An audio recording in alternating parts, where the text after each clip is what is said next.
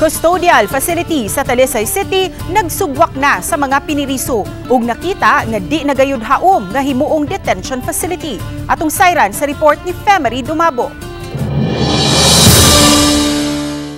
Mga piniriso na lang sa gawas di nahimutang ang detention cell ug diha ra sa sawg sa usa ka lawak maghigda ang makita sa sud sa custodial facility.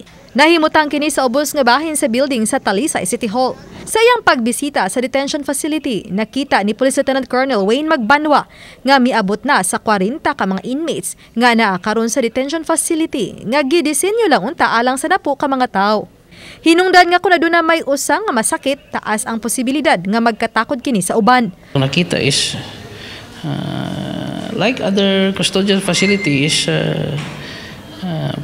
grabe ka ano na siya, overcrowded. And also to check po sa mga welfare, not only sa atong personal nga nagbantay, and also the welfare sa atong mga na preso. Tayo mga senior citizen, I think mga 60 plus yung edad. So ato po sila gi-separate po doon sa iba.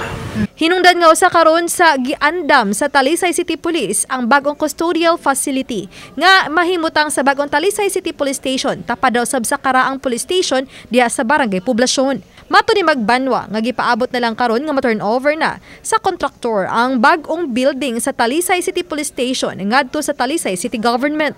Ug ang kagamhanan sa dakbayan na ang mutugyan niini sa Talisay City Police. Gipaabot nga matapos kini sunod buwan. Mas kani bago siya, conducive gid sa ato mga piniriso.